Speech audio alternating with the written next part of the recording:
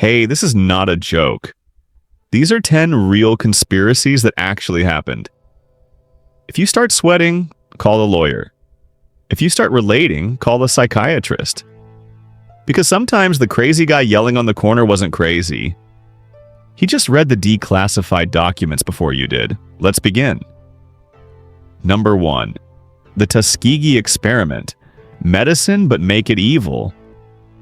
You know how your mom said don't trust strangers? Yeah, someone should have told that to the men in Tuskegee. Back in 1932, the U.S. Public Health Service decided to study syphilis by watching it destroy lives, without treating it. They recruited 600 poor black men, promising free health care, only there was no care, no penicillin. Just observation for 40 years. Even when penicillin became the standard cure, they kept the meds locked up. Because why ruin a perfectly unethical experiment?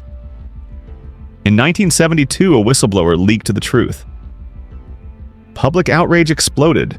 Turns out the government really did run a secret medical experiment on its own citizens. Not in a movie. In Alabama. Number 2. Operation Northwoods, the Pentagon's craziest idea so far. What if I told you the U.S. once planned a terror attacks on itself? Welcome to Operation Northwoods, 1962. The plan? Fake bombings. Crash fake planes. Kill civilians if necessary. Blame it all on Cuba. Why? To justify a war. The proposal was handed to President Kennedy, who took one look and said, essentially, "Are you all out of your minds?" He shut it down, but the documents were real, declassified in the 1990s. So if anyone says the government would never do that, just show them Northwoods. They already wrote the script. Number 3, MK Ultra, LSD, mind control, and the CIA's worst trip. Think only hippies were into LSD? The CIA says hi. In the 1950s and 60s, the CIA launched MKUltra, a top-secret program to see if they could control minds. They tried LSD, hypnosis, sensory deprivation, electroshock, and good old-fashioned psychological torment. Many test subjects didn't even know they were being drugged. One jumped out a window. Others were left with permanent damage. Most documents were destroyed, but enough survived to confirm it happened. So the next time someone says, "That sounds like a sci-fi movie," tell them it was a government pilot episode, funded by your tax dollars. Number 4, the Manhattan Project, 130,000 people, and a secret. How do you hide a secret from the world?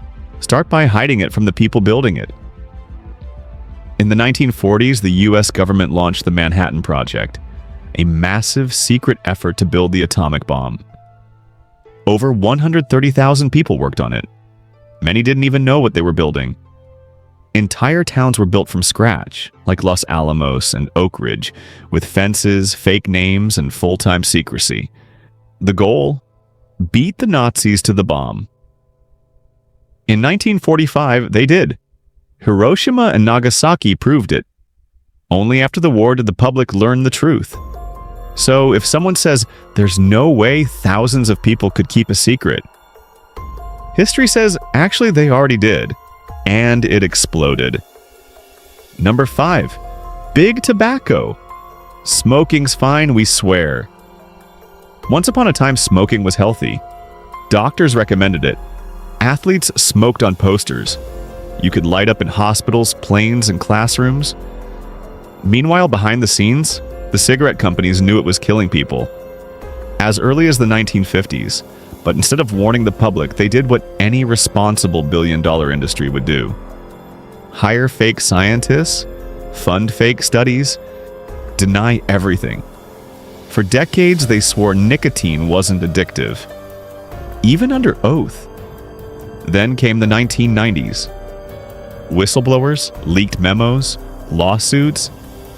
The lies went up in smoke, so the next time you hear, if it was dangerous, they'd tell us. Remember, big tobacco did know, and they still lit the match. Number 6, stolen babies in Spain. A secret that took decades to cry out. They said the babies had died, but there were no bodies, no graves, just silence. From the 1930s through the 1990s, thousands of newborns were stolen in Spain, and from hospitals, from mothers, and from the truth.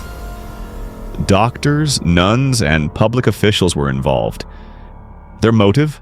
Politics, morality, or simply money. They targeted single mothers, left-wing families, or anyone they considered unfit. The babies were sold or given to good Catholic families. The biological parents were told their child had died, sometimes with a fake death certificate, sometimes with nothing. It wasn't a theory, it wasn't gossip. It was a national network, and it was real.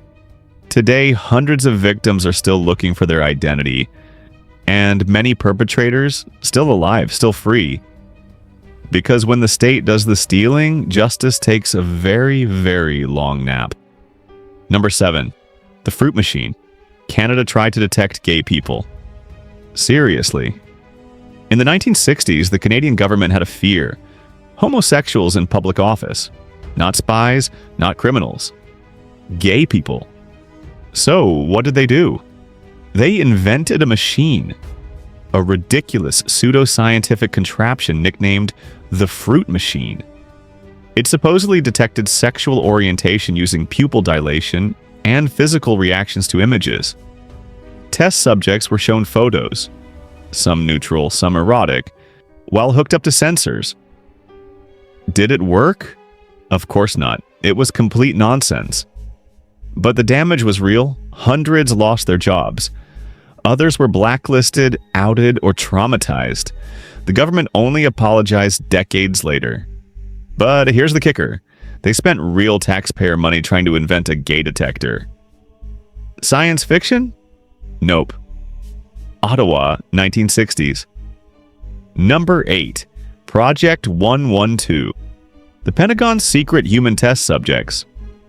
Between the 1960s and 1970s, the U.S. Department of Defense launched Project 112, a series of secret tests using chemical and biological agents. Test sites, ships, islands, remote areas, and the test subjects? U.S. soldiers, most of whom had no idea what was being tested on them. The cover story?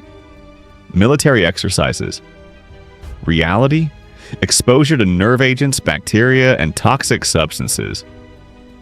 Many veterans later developed mysterious illnesses and were denied treatment because, guess what? There was no official record of their exposure. Decades later, the documents surfaced. The government admitted it.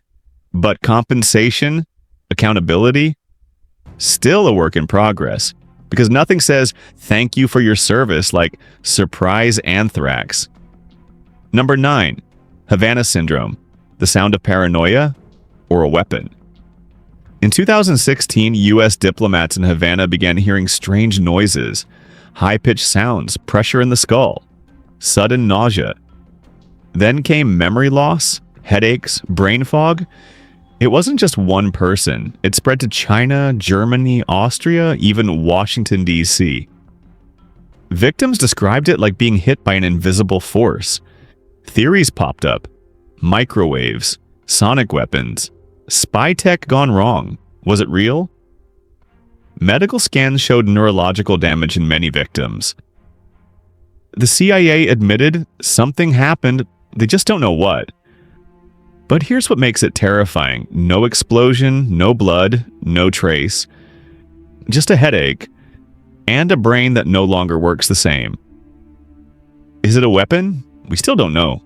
But if it is, it's silent, invisible, and already in use. Number 10. Operation Sea Spray, San Francisco's secret infection. Let's play a game. What happens when the U.S. military sprays bacteria over a major U.S. city without telling anyone? Answer: Operation Sea Spray. In 1950, the Navy released a cloud of Serratia marquescens over San Francisco. Why? To study how vulnerable the city was to a biological attack. They wanted to simulate germ warfare using harmless bacteria.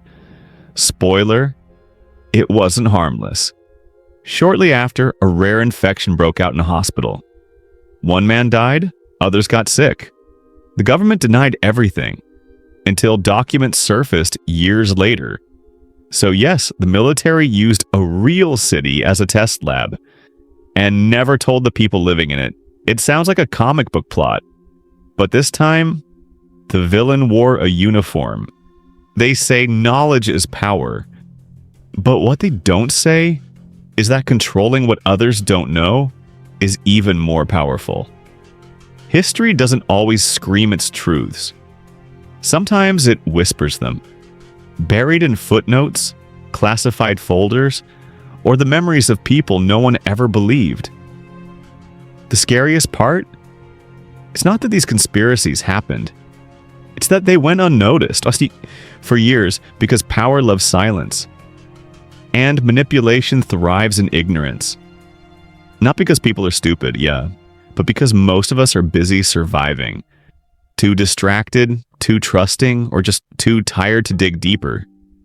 So the next time someone says, they wouldn't do that, ask them, wouldn't they?